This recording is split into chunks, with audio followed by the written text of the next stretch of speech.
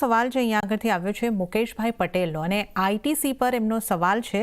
એમણે પૂછ્યું છે કે 250 શેર 250 250 શેર્સ એમણે લીધા છે 500ના ભાવમાં, 500ના ભાવમાં એમણે 250 શેર બાય કરેલા છે. તો શોર્ટ ટર્મમાં કયા ટાર્ગેટ બની શકે, આ સવાલ છે મુકેશભાઈનો. તો આઈટીસી અત્યારે 462ની આસપાસ, તો અત્યારે મુકેશભાઈ ખોટમાં છે. કઈ રીતની સલાહ રહેશે મહેશજી? ડેફિનેટલી આઈટીસીમાં એક વેલ્યુ બાઇંગ છે. અગર શોર્ટર ટર્મમાં વ્યૂ દેખે તો તમારે એક 484 થી 485 ઇમિડિયેટ લેવલ બની રહ્યો છે.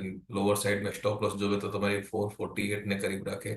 બટ તમારે આઈટીસીમાં એક ન્યૂઝ ચાલી રહી હતી, ગવર્મેન્ટના એક જીએસટી અપસાઇડની ન્યૂઝ ચાલી રહી હતી કે ત્યાં કારણે એક પ્રેશર બની રહ્યું છે. તો મારા હિસાબથી આઈટીસી અહીંયા લેવલથી બાઇંગ છે. ઓર ડેફિનેટલી આઈટીસી શોર્ટર ટર્મમાં જોઈએ તો તમારે ફર્સ્ટ લેવલ 484 485 બનશે. બીજો લેવલ 505નો और 505 ને ઉપર ક્લોઝિંગ આપે તો તમારે 525 45 તકના લેવલ જો છે આઈટીસીમાં મળી શકે છે.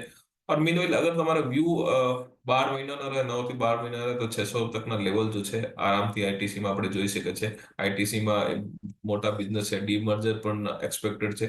તો અહીંયા લેવલથી તમે છે એક શોર્ટર ટાઈમમાં છે તો તમારે બે લેવલ છે, તમે ધ્યાન રાખી શકો. 485 505, અગર 505 ઉપર ક્લોઝ આપે તો તમારે 525 540 તકના લેવલ શોર્ટર ટર્મમાં આપણે એક્સપેક્ટ કરી શકે છે.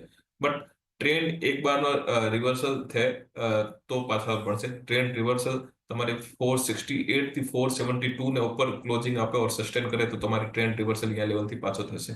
અને લોઅર લેવલમાં સ્ટોપ લોસ તમારે જો છે 448 નો મળશે. તો આઈટીસીમાં એક સ્ટ્રેટેજી સાથે કામ કરવું પડશે.